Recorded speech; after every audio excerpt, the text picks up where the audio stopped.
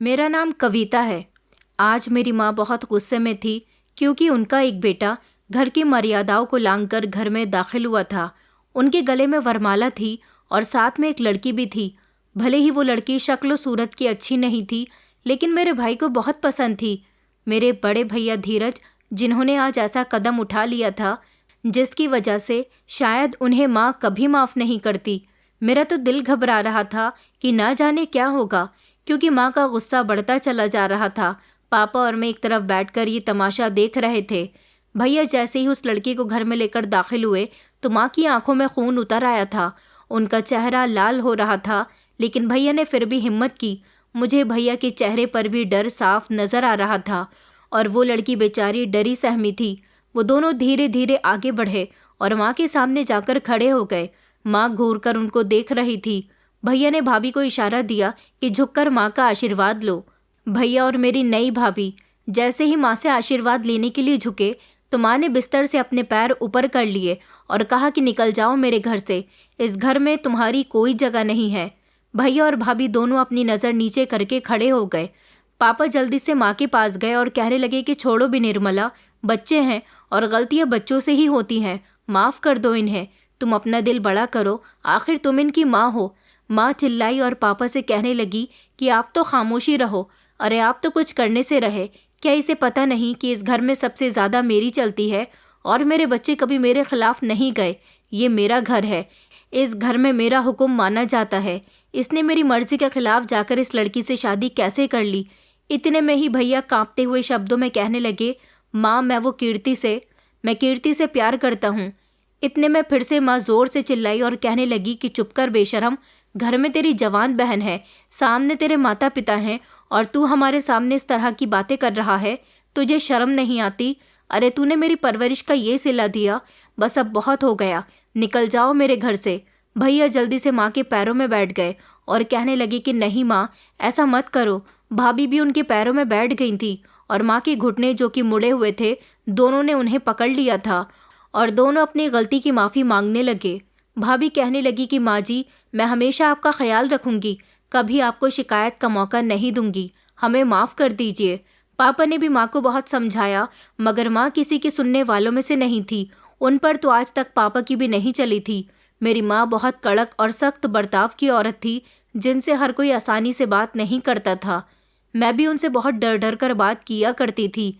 शायद माँ ऐसी इसलिए हो गई थी क्योंकि जब उनकी शादी हुई थी तो उन्हें मेरे पापा से बहुत सारी उम्मीदें थीं। वो एक खाते पीते घर की थी, मगर जब शादी के बाद अपनी ससुराल आई तो उन्हें गरीबी का सामना करना पड़ा। पति की कमाई में उनका गुजारा नहीं होता था। उनके हिसाब से मेरे पापा की कमाई बहुत कम थी, लेकिन फिर भी उन्होंने एडजस्ट किया। मगर जब बच्चे बड़े होने लगे, ज़रूरतें बढ़ने लगी, तो उन्होंने पापा से कहा कि तुम्हें कुछ और करना चाहिए ताकि हमारी ज़रूरतें पूरी हो सकें। बढ़ती हुई महंगाई में ज़रूरतें ज़्यादा और आपकी कमाई कम है। मगर पापा को तो जैसे कोई असर ही नहीं होता था। मेरी माँ ने फैसला किया कि वो अपने बच्चों को कभी किसी चीज़ के लिए परेशान नहीं होने देंगी, इसलिए उन्होंने स्कूल में टीचिंग करना शुरू कर दिया। एक तरफ बच्चों को पालना, घर का काम देखना, सबका ख्याल रखना और फिर दूसरी तरफ नौकरी भी करना। इस सब ने मेरी माँ को इतना बिजी कर दिया था कि वो अपने लिए कभी समय ही नहीं निकाल पाई और इस सब में ही उनकी ज़िंदगी गुजर गई। उन्होंने हमें अच्छी शिक्षा दी, मेरे दोनों भाइयों को भी काबिल बना दिया। मेरे दोनों भाइयों की अच्छी नौकरी लग चुकी थी। मेरे बड़े भैया धीरज और छोटे भैया मोहित दोनों ही अच्छी कंपनियों में नौकरी करने लगे थे, जहाँ से उनकी अच्छी सैलरी आती थी। मेरे पापा की कमाई से हमारे घर का कुछ नहीं हो सका। अगर माँ जॉब नहीं करती, अपनी समझदारी से नहीं चलती, तो शायद हम भी उन लोगों में से होते जो दूसरों के आगे हाथ फैलाते हैं। बस जिंदगी के इसी कठिन समय ने मेरी माँ को सख्त और कठोर बना दिया था। उन्होंने अपने बच्चों की खातिर काफ़ी कुछ किया, इसलिए उन्हें अपने बच्चों से बहुत सारी उम्मीदें थी। उन्होंने घर में बहुत सारे नियम लागू किए हुए थे। मेरे दोनों भाइयों में से किसी का भी कोई दोस्त हमारे घर पर नहीं आ सकता था। रात को 10 बजे से पहले सब लोग घर के अंदर दाखिल हो जाते थे। सब लोग एक साथ बैठकर खाना खाया करते थे। घर में नौकरानी थी। माँ नौकरानी के साथ भी बहुत सख्ती से पेश आया करती थी। घर में सब लोग 7 बजे से पहले उठ जाया करते थे और रात को 10 बजे अपने अपने कमरों में चले जाया करते थे।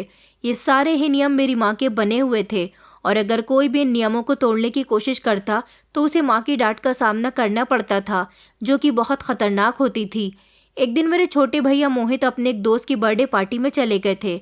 वहाँ से वापस लौटने में उन्हें 10 बजे से ज़्यादा का समय हो गया था।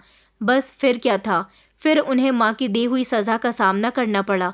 2 दिन तक उन्हें खाना नहीं मिला और माँ की डांट सुनी वो अलग। सज़ा के बारे में सोचकर ही हम लोग डर जाते थे, इसलिए कोई भी माँ के खिलाफ जाने से परहेज करता था। ये तो थी हम तीनों भाई बहन की बात। अब बचे मेरे पापा। माँ उनको भी नहीं छोड़ती थी। अगर वो माँ के किसी काम में दखल अंदाजी दिया करते थे तो माँ उनको भी इतनी बातें सुनाया करती थी कि पापा के पास कोई जवाब ही नहीं होता था, जिस पर पापा को ही हार माननी पड़ती थी।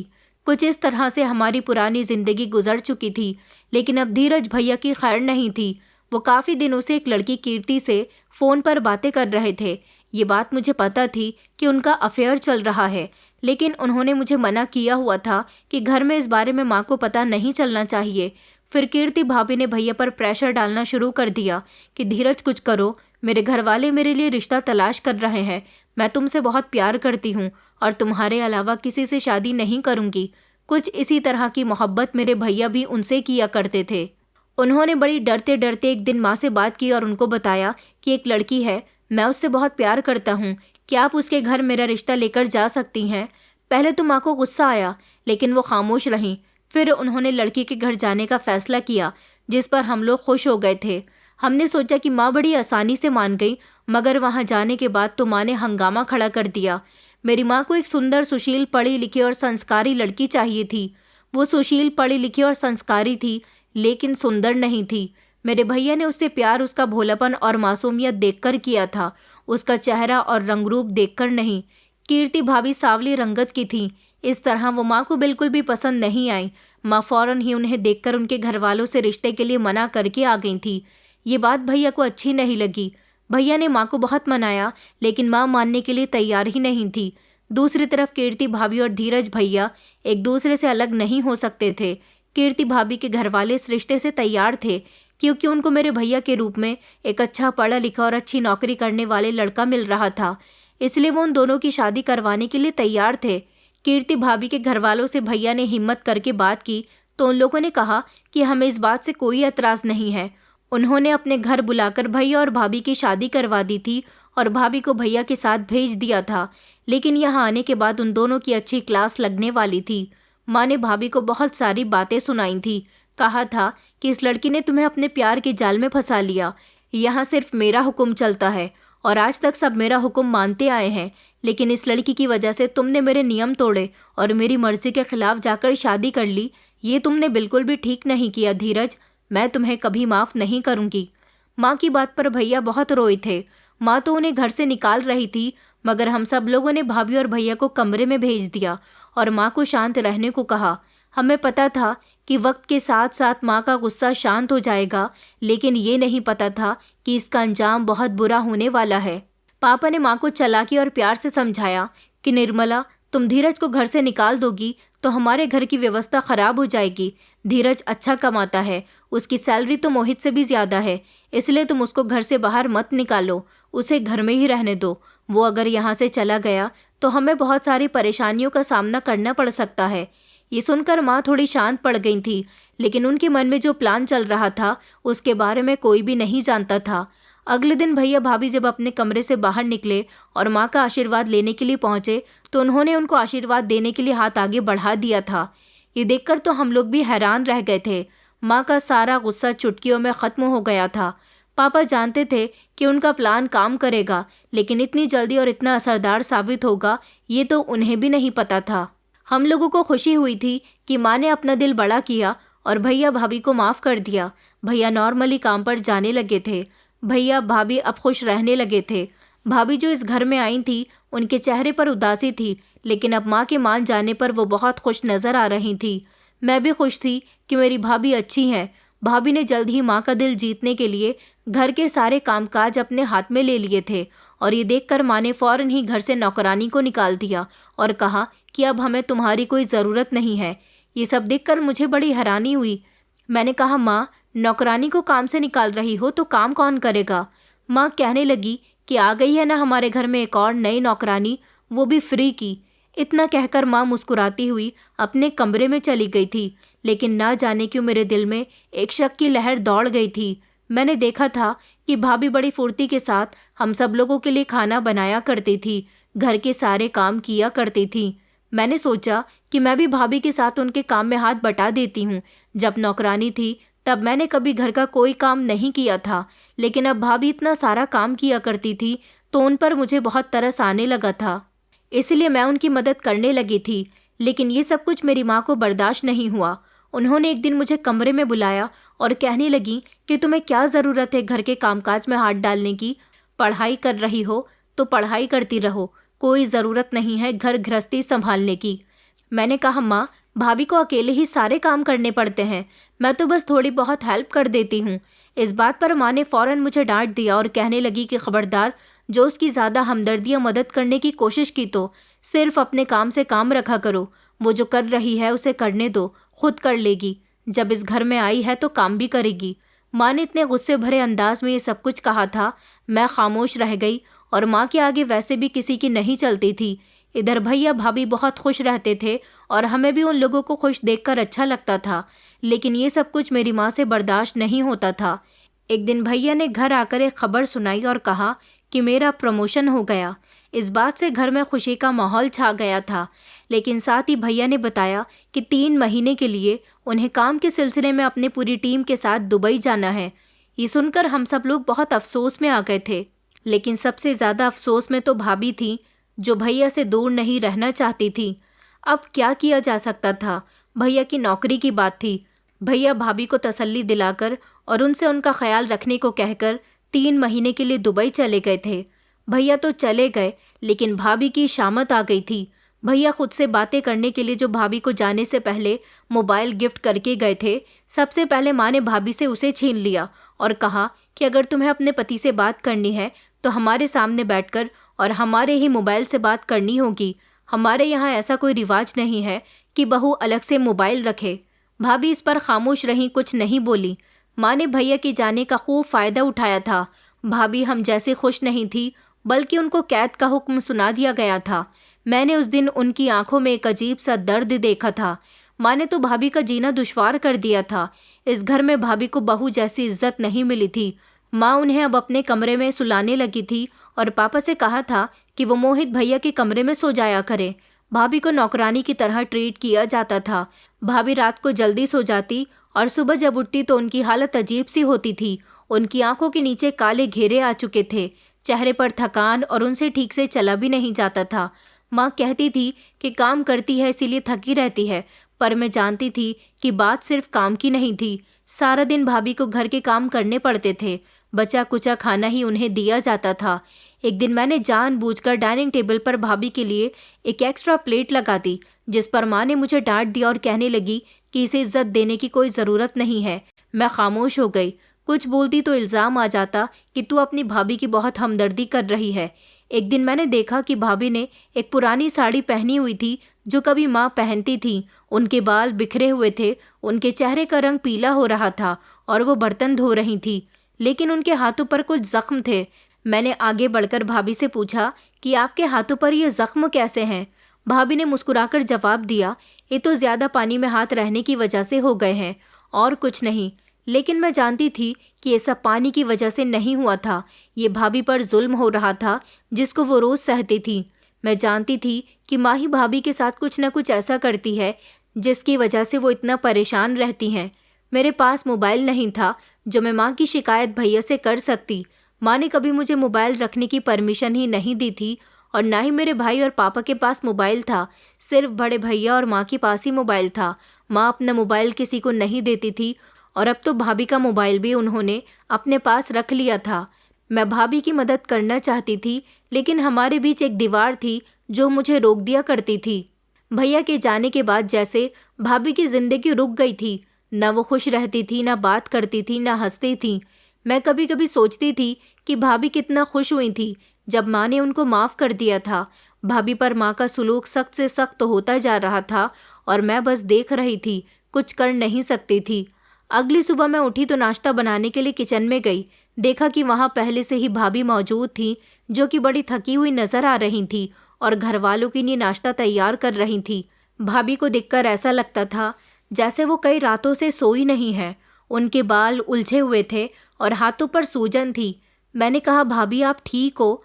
मेरी आवाज़ पर वो चौंक गईं और कहने लगीं कि हाँ, बस मेरी नींद कम हो गई है। मैंने उनका चेहरा ध्यान से देखा तो मुझे लगा जैसे वो कुछ कहना चाहती हों, लेकिन उन्होंने अपने आप को रोक लिया हो। दूसरी तरफ भैया का फ़ोन माँ के पास आया करता था। माँ ने भाभी के मोबाइल को स्विच ऑफ कर दिया था। भैया माँ से कहते थे कि कीर्ति मुझसे बात क्यों नहीं करती है, जिस पर माँ कहती कि वो ज़्यादातर अपने कमरे में रहती है और सारा दिन टीवी के आगे बैठी रहती है। उसकी तो ज़िंदगी बहुत अच्छी गुजर रही है बेटा, उसे तुम्हारी कोई परवाह नहीं है, तुम वहाँ आराम से रहो। माँ की इस बात पर भैया का दिल नहीं माना। वो जिद करने लगे कि मुझे कीर्ति से बात ज़रूर करनी है। माँ ने कहा कि ठीक है, अभी सो रही है तुम्हारी पत्नी, जब सोकर उठेगी तो तुम्हारी बात करवा दूंगी। माँ भैया से सरासर झूठ बोल रही थी। भाभी तो घर के कामकाज में बिजी थी। नींद लेना और आराम करना तो जैसे उनकी ज़िंदगी से ख़त्म ही हो गया था। माँ ने थोड़ी देर के बाद भाभी को आवाज़ लगाई। भाभी ने अपने साड़ी के पल्लू से गीले हाथों को साफ किया और माँ के कमरे में दाखिल हुई। कहने लगी कि जी आपने बुलाया? माँ ने कहा कि हाँ, तुम्हारा पति तुमसे बात करना चाहता है, लो बात कर लो। इतना कहकर माँ ने मोबाइल भाभी की तरफ किया। भाभी के चेहरे पर खुशी भरे एक्सप्रेशन आ गए। उन्होंने जैसे ही मोबाइल पकड़ने के लिए हाथ आगे बढ़ाया तो माँ ने मोबाइल पीछे कर लिया और कहने लगी कि इतनी आसानी से नहीं, पहले मेरी बात ध्यान से सुनो और जैसा मैं कहूँ वैसा ही तुम्हें करना है। भाभी की आंखों में आंसू आ गए। उन्होंने गौर से माँ की तरफ देखा कि आगे वो क्या कहने वाली हैं। माँ ने कहा कि तुम्हें धीरज से कहना है कि तुम्हें आराम करना बहुत अच्छा लगता है। मोबाइल चलाने से अच्छा मुझे टीवी देखना लगता है, इसलिए मैं सारा दिन अपने कमरे में रहती हूँ। तुम्हें फ़ोन करना हुआ करे तो माँ जी के फ़ोन पर ही कर लिया करो। मेरे पास तुमसे बात करने की फुर्सत नहीं है। बस तुम्हें अपने पति से इतना ही कहना है। ये बात सुनकर भाभी की आंखें फटी की फटी रह गईं। उन्होंने कहा, लेकिन माँ जी, मैं ऐसा कैसे कह सकती हूँ? माँ ने चिल्लाकर जवाब दिया, क्यों नहीं कह सकती? मेरे बेटे को तो तूने बड़ी आसानी से अपने पल्लू में बांध लिया था। तुझे क्या लगा कि शादी के बाद भी तू मेरे बेटे पर अपना हक जता पाएगी? देख, इस घर में रहना है तो मेरा कहना मानना होगा। आज तो बात भी करवा रही हूँ, वरना अपने बेटे की ज़िंदगी से निकाल कर बाहर फेंक दूंगी। समझ आई? जितना कहा है मैंने सिर्फ उतना ही कर। भाभी खामोश होकर रोने लगी। उन्होंने कहा कि ठीक है, मैं ऐसा ही कहूँगी, और फिर उन्होंने हाथ में मोबाइल लिया। भैया को फ़ोन मिलाया गया। माँ ने फ़ोन का स्पीकर ऑन कर दिया था, जिस पर भैया भाभी को डांट रहे थे कि तुम्हें मेरी बिल्कुल भी फिक्र नहीं है। मुझे यहाँ आए हुए 15 दिन से ज़्यादा गुजर चुके हैं। तुमने एक दिन भी मुझे फ़ोन नहीं किया। क्या मैंने तुम्हें इसीलिए मोबाइल दिया था? भाभी ने वही सब कुछ कहा जैसा कि माँ ने उनसे भैया को कहने के लिए कहा था। भैया और भाभी के बीच दरार पड़ चुकी थी। भैया भाभी पर गुस्सा होने लगे और उनसे नाराज़ होकर उन्होंने फ़ोन बंद कर दिया। भाभी रो रही थी। माँ ने उनके हाथ से फ़ोन छीन लिया और कहा कि अब जा और अपने काम में लग जा। मेरी भाभी पर बहुत अत्याचार हो रहे थे। मुझे इस सब पर बहुत अफसोस था। कुछ दिन गुजरे तो मुझे एक बात बहुत अजीब लगने लगी कि माँ रोज़ रात को भाभी को अपने कमरे में रखती है और सुबह जब भाभी कमरे से निकलती है तो बिल्कुल निढाल होती है। रात को जब माँ भाभी को कमरे के अंदर बुलाती है तो कमरे का दरवाज़ा भी अंदर से बंद कर लिया करती है। मैंने जब ये बात पापा को बताई तो पापा कहने लगे कि बेटा, तुम बिल्कुल ठीक कह रही हो, तुम्हारी माँ बहू के साथ अच्छा नहीं कर रही है। कुछ तो ज़रूर था जो हमें नज़र नहीं आ रहा था। एक दिन मैं भाभी के पास गई और उनसे कहने लगी कि भाभी, आपको माँ से कहना चाहिए कि आप अपने कमरे में सोना चाहती हो। भाभी ने उदास चेहरा बनाकर कहा कि नहीं, मैं अकेली कमरे में सोकर क्या करूँगी? वैसे भी माँ जी कहती हैं कि घर में पति नहीं हो तो बहू को सास के पास ही सोना चाहिए। इतना कहकर भाभी ने बात ख़त्म कर दी थी और वो अपने काम में बिजी हो गई। हर बार मुझे ऐसा लगता था वो अपने आंसुओं को छुपाने की कोशिश करती हैं। एक रात मोहित भैया ने देखा कि भाभी माँ के कमरे में सोने के लिए गई हैं। उनको कुछ अजीब सा महसूस हुआ, इसलिए अगले दिन उन्होंने इस बारे में मुझे बताया, जिस पर मैंने उनसे कहा कि जिस दिन से भैया दुबई गए हैं माँ भाभी को अपने पास ही सुलाती है। ये सुनकर तो भैया हैरान रह गए। उन्होंने कहा कि माँ भाभी के साथ बिल्कुल भी अच्छा नहीं कर रही। कविता, हमें कुछ करना होगा। हमें जानना होगा कि इस कमरे का क्या राज है, क्योंकि जब जब भाभी माँ के कमरे से निकलती हैं बहुत ज़्यादा थकी हुई होती हैं।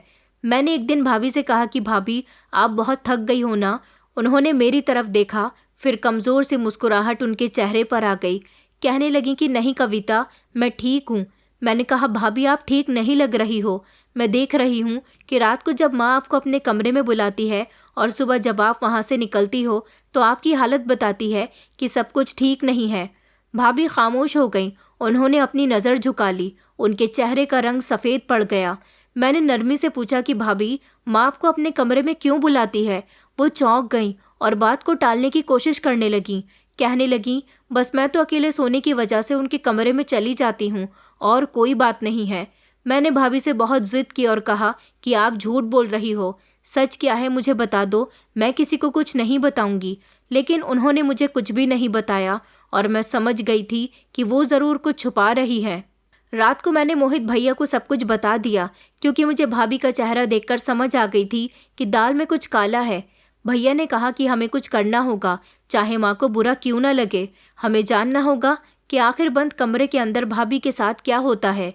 रात को जब माँ किसी काम से कमरे से बाहर निकली तो मैं उनके कमरे में पहले ही जाकर छुप गई थी और फिर उन्होंने भाभी को कमरे के अंदर बुलाया। कमरे में हल्की सी रोशनी आ रही थी।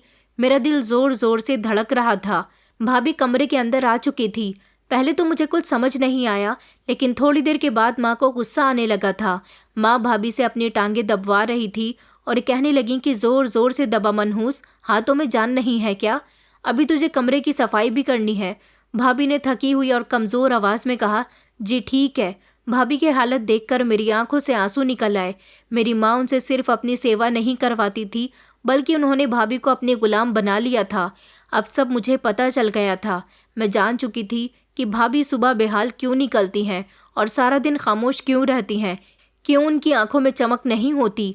मैंने जब भैया और पापा को इस बारे में बताया तो वो भी हैरान रह गए। अगले दिन भाभी के हाथ से अचानक कांच का गिलास टूटकर ज़मीन पर गिर गया। माँ को जैसे ही गिलास टूटने की आवाज़ आई, वो फ़ौरन ही किचन में आई और भाभी को डांटने लगी कि इस मनहूस से कोई काम करना नहीं आता। भाभी ने फ़ौरन कांच के टुकड़े समेटने शुरू किए, जिसमें से एक उनकी उंगली में भी चुभ गया था, जिसमें से खून बहने लगा, लेकिन उन्होंने बर्दाश्त किया। मैं आगे बढ़कर उनका हाथ पकड़ने लगी और उनका हाथ साफ किया, लेकिन भाभी ने अपनी नज़र झुका ली। शाम को जब मोहित भैया आए तो मैंने उनको भाभी के बारे में बता दिया। भैया ने कहा कि बस बहुत हो गया, अब मैं खुद भैया से बात करूँगा, उन्हें सारी हकीकत के बारे में बताऊँगा। लेकिन ये इतना आसान नहीं था। मोहित भैया ने अपने दोस्त के मोबाइल से भैया को फ़ोन किया, लेकिन उन्होंने फ़ोन उठाया ही नहीं। वो काम में इतना ज़्यादा बिजी थे कि उन्होंने वापस पलटकर भी फ़ोन नहीं किया। कुछ दिन इसी तरह से गुजर गए। एक दिन एक खबर आई जिसने हमारा दिल दहलाकर रख दिया। वो ये थी कि भैया की कंपनी के कुछ लोगों का फ़ोन आया माँ के मोबाइल पर। उन्होंने बताया कि एक्सीडेंट होने की वजह से आपके बेटे की मौत हो गई है। ये खबर सुनकर माँ के होश उड़ गए थे और वो ज़ोर ज़ोर से रोने लगी थी। हमें ये खबर मिली तो हमें भी बहुत अफसोस हुआ। मेरे धीरज भैया इस दुनिया को छोड़कर जा चुके थे। हम सब लोगों से बहुत प्यार करते थे और सबसे ज़्यादा उनसे प्यार तो भाभी किया करती थी, जो इस उम्मीद में ज़िंदा थी कि कुछ दिनों बाद उनका पति वापस लौट आएगा। लेकिन अब वो ऐसी जगह चले गए थे जहाँ से वापस आना नामुमकिन था। भाभी विधवा हो चुकी थी। भैया की मौत से सबसे ज़्यादा असर भाभी पर पड़ा था, जो पहले ही काफ़ी कुछ सह रही थी। अब उनकी ज़िंदगी में और ज़्यादा परेशानियां आने वाली थीं। भैया की मौत को एक हफ्ता ही गुजरा था कि माँ ने भैया की मौत का गम करना तो बंद कर दिया, बल्कि उनकी पत्नी को और ज़्यादा सताना शुरू कर दिया। ये सब कुछ अब मोहित भैया से बर्दाश्त नहीं हो रहा था, इसलिए वो माँ के पास गए और उनसे उन्होंने गुस्से में बात की और कहा कि माँ, आप भाभी के साथ बिल्कुल भी अच्छा नहीं कर रही हो। आखिर आप उनके साथ ऐसा क्यों करती हो? क्या वो इंसान नहीं है? आप तो उनके साथ जानवरों जैसा सलूक करती हो। अगर आप उन्हें पसंद नहीं करती थी तो आपको भैया से कहना था कि वो अपनी पत्नी को अपने साथ ले जाए, लेकिन आप तो यहाँ उनसे न जाने किस बात का बदला ले रही हो। आखिर आप ऐसा क्यों कर रही हो? माँ, हमसे ये सब देखा नहीं जाता। ये सुनकर माँ मुस्कुराई और कहने लगी, आज तुम उस 2 टके की लड़की के लिए मेरे सामने ऊंची आवाज़ में बात कर रहे हो। तुम्हें उससे बड़ी हमदर्दी हो रही है। उसके साथ ये सब कुछ इसीलिए किया जा रहा है क्योंकि वो ज़बरदस्ती मेरे बेटे की ज़िंदगी में शामिल हुई थी। उसने मुझे मेरे बेटे से दूर करने की कोशिश की। मैं अपनी मर्ज़ी की बहू इस घर में लेकर आना चाहती थी। उसकी वजह से मेरा बेटा बहक गया और उससे शादी कर ली, इसलिए उसके साथ ये सब कुछ हो रहा है। ये उसके किए की सज़ा है और अब तो वो मनहूस मेरे बेटे को भी खा गई। उसका मनहूस परछावा जब से इस घर में पड़ा है, घर में कुछ भी ठीक नहीं हो रहा। मेरे जीते जागते जवान धीरज की मौत हो गई। ये सब इस मनहूस की मनहूसियत की वजह से हुआ है। भैया ने माँ को खामोश करवाया और कहा कि बस माँ, अब मैं भाभी के खिलाफ एक शब्द भी नहीं सुनूंगा। अगर भैया भाभी ने एक दूसरे से लव मैरिज की तो लव मैरिज करना कोई पाप तो नहीं है। दोनों एक दूसरे को पसंद करते थे, एक दूसरे से प्यार करते थे और उन दोनों को एक दूसरे के साथ शादी करने का हक था। आपको हक नहीं कि आप उनको सज़ा दो। मैं ये सब कुछ अब और बर्दाश्त नहीं करूँगा। भैया की बात सुनकर माँ ने कहा, अच्छा तो बात यहाँ तक पहुँच गई है। अब समझ आया कि तुम्हें इस लड़की की इतनी फिक्र क्यों हो रही है। भाभी चौंक गईं और सहम गईं, जो वहाँ पर खड़ी हुई उन दोनों की बातें सुन रही थी। माँ ने कहा कि लगता है तुम्हारे भाई की तरह वो तुम्हें भी पसंद आ गई है। अब उसने तुम पर डोरे डालना शुरू कर दिया। भैया के चेहरे का रंग उड़ गया। उन्होंने माँ की तरफ देखा, जैसे उन्हें इस बात पर यकीन नहीं आ रहा हो। भैया चिल्लाए और कहने लगे कि ऐसा कुछ भी नहीं है माँ। फिर माँ चिल्लाई और कहने लगी कि ऐसा ही है, तभी तो तुम हमेशा उसके आगे पीछे घूमते रहते हो, उसकी तरफदारी करते रहते हो और आज अपनी माँ की आंखों में आंखें डालकर भी उसकी ही वजह से बातें कर रहे हो। जब वो इस घर में नहीं थी तब तो तुम में से किसी की इतनी हिम्मत नहीं थी। अब जिसको देखो वो उसकी ही हमदर्दी करता रहता है। भैया खामोश हो गए क्योंकि माँ से कोई नहीं जीत सकता था। वो ये बात जान चुके थे। उन्होंने कहा, माँ आपको शर्म आनी चाहिए। आपने तो आज अपने बेटे पर भी इल्ज़ाम लगा दिया। मैं भाभी की इज्जत करता हूँ इसीलिए आवाज़ उठा रहा हूँ और आप हो, छी। मोहित भैया को बहुत गुस्सा आ रहा था। वो वहाँ से पलटकर आ गए थे। मैंने माँ की तरफ देखा तो उन्हें बहुत गुस्सा आ रहा था। थोड़ी देर बाद मैं भैया के कमरे की तरफ गई। उनके कमरे का दरवाज़ा खटखटाया। उन्होंने दरवाज़ा खोला तो उनकी आंखें लाल हो रही थीं। मैं कमरे में दाखिल हुई। भैया खामोश थे। फिर थोड़ी देर के बाद कहने लगे कि कविता, ये सब ख़त्म नहीं होगा। आखिर हम लोग कब तक माँ को ये सब करते हुए देखते रहेंगे। हमेशा माँ ने हम पर अपनी ही चलाई है और अब भाभी के साथ भी। भैया की बात खामोशी से मैं सुनती रही। इस घर में भाभी पर जुल्म दिन ब दिन बढ़ते चले जा रहे थे और ऐसे माहौल में हम लोगों का सांस लेना भी दुश्वार हो रहा था। मैंने देखा कि उस सुबह भाभी आंगन की सफाई लगा रही थी और माँ उनके पास खड़ी हुई उनको ताने दे रही थी कि एक समय में तूने मेरे बड़े बेटे को फंसाया था, अब तेरी नज़र मेरे छोटे बेटे पर भी है। खबरदार जो तूने मेरे छोटे बेटे के करीब भी जाने की कोशिश की, मोहित से दूर रहना, वरना धक्के मारकर तुझे इस घर से निकाल दूंगी। भाभी आंसू पोंछ रही थी और सफाई लगा रही थी। उनकी नज़र नीचे थी लेकिन उनका शरीर कांप रहा था। माँ हमेशा भाभी से यही कहती थी कि मैं तुझे सुकून से जीने नहीं दूंगी। तू मेरे बेटे को खा गई। तू अगर उसकी ज़िंदगी में नहीं होती तो शायद उसकी मौत भी ना होती। भाभी माँ से कोई नज़र नहीं मिलाती थी, बस अपना काम करती रहती थी। उनके हुक्म पर चलना, उनसे कोई सवाल जवाब ना करना, यही सब उनकी ज़िंदगी थी। वो हम सब के साथ बैठकर खाना खाना चाहती थी, मगर माँ ने हमेशा उन्हें नौकरों की तरह ट्रीट किया। माँ का यही कहना था कि इस घर में जो कोई भी मेरे खिलाफ जाएगा उसके साथ बहुत बुरा होगा। लेकिन माँ ये नहीं जानती थी कि वो अपने ही परिवार को खुद से दूर कर रही थी। वो भले ही भाभी के साथ बुरा करती थी, लेकिन इस सब का असर हमारी ज़िंदगी पर भी पड़ रहा था। हमारे दिल में माँ के लिए अहमियत कम होती जा रही थी।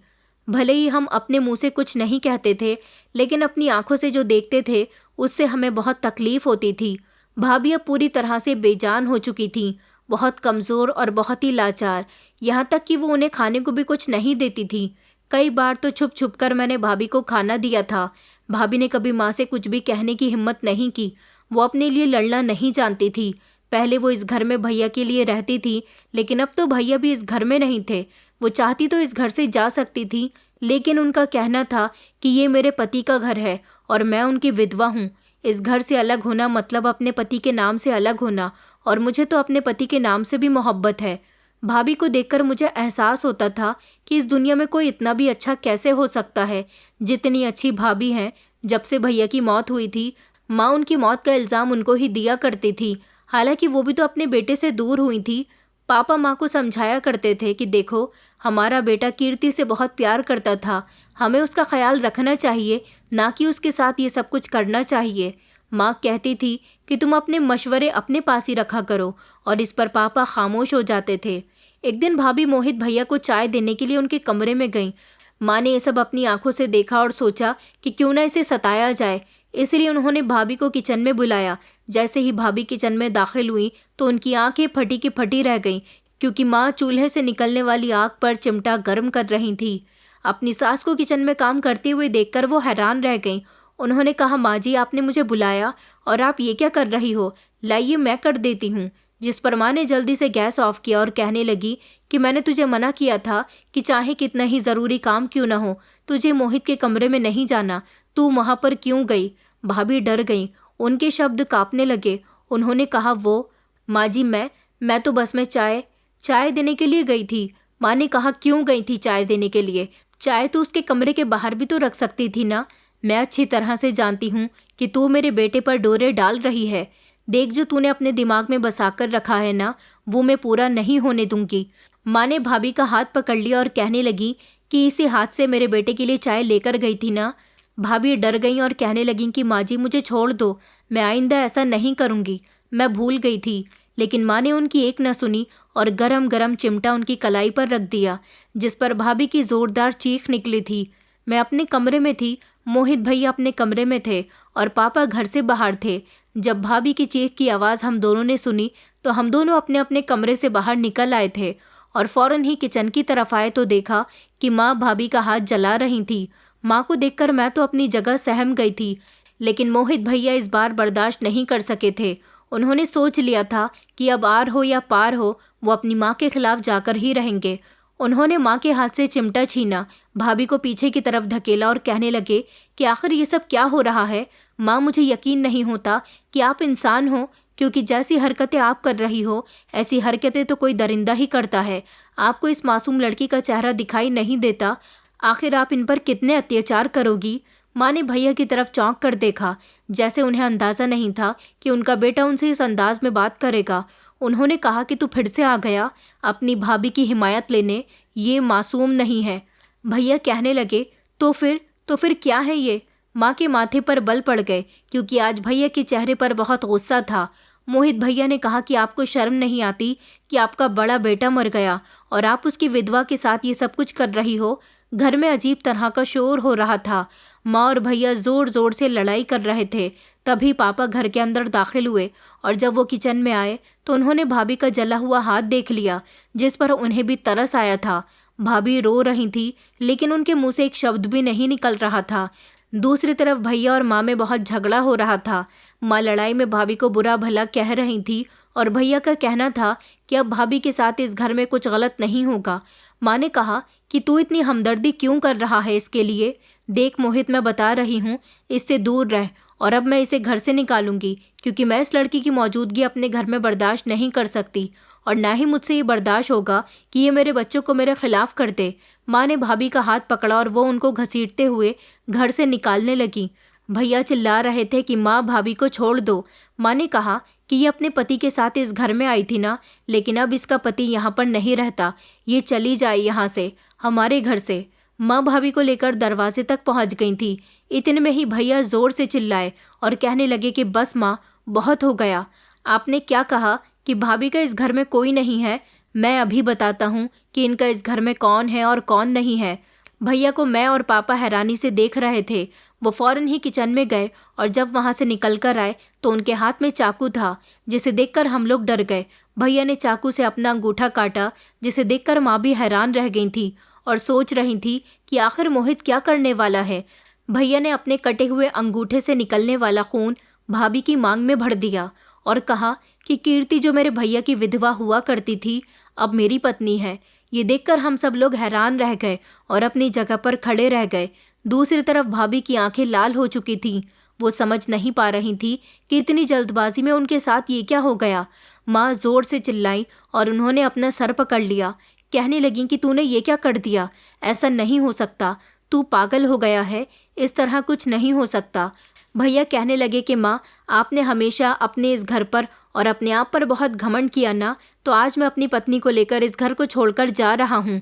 मेरा एक भाई मर चुका है और आगे मेरी भी शादी होने थी। मेरी भी पत्नी इस घर में आएगी तो आप उसको भी सुकून से नहीं रहने देने वाली थी, क्योंकि मैं कीर्ति की हालत पहले ही देख चुका हूँ।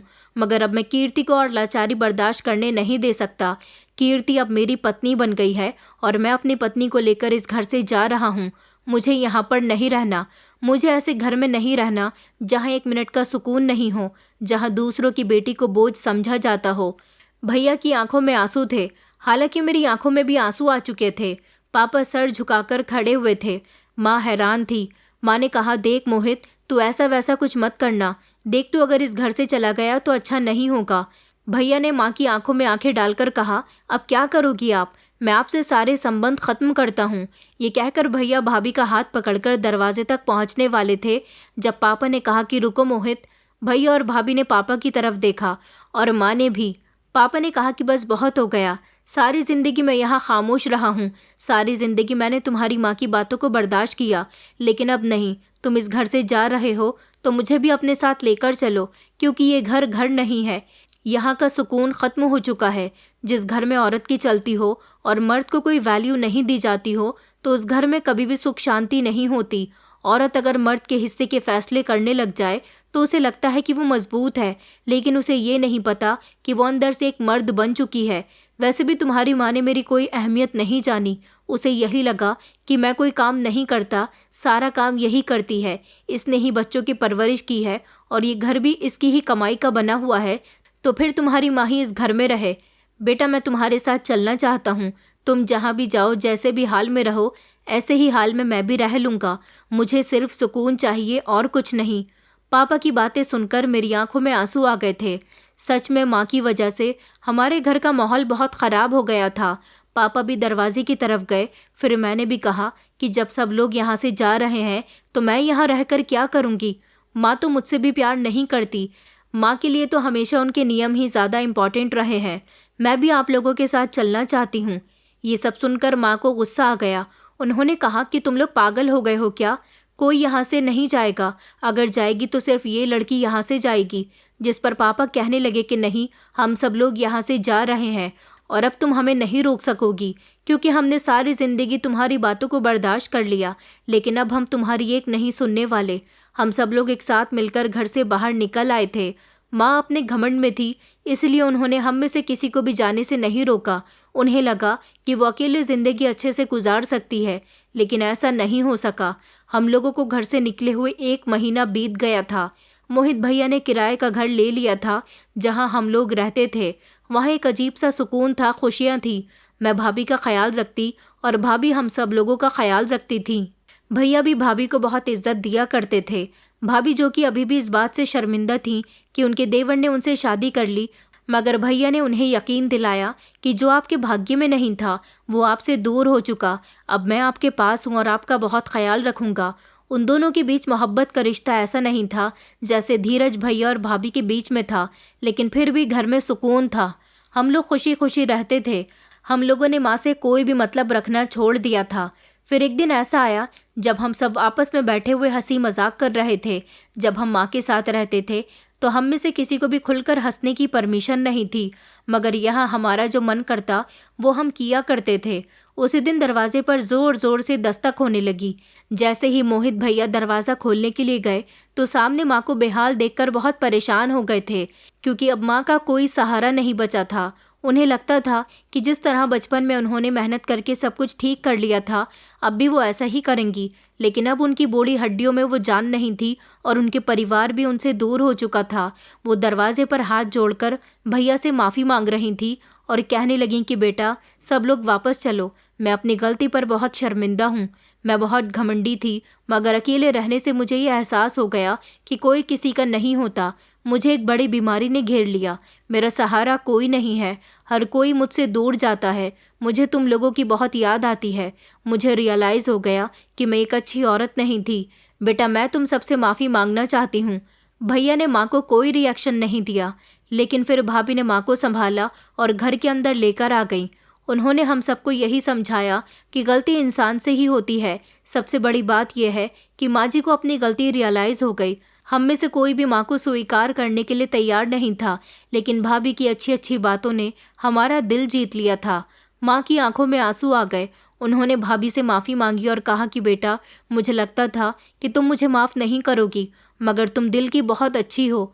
मुझे माफ़ कर दो। हम सब ने खुशी खुशी माँ को माफ़ कर दिया और फिर कुछ समय के बाद हम लोग वापस अपने घर चले गए थे।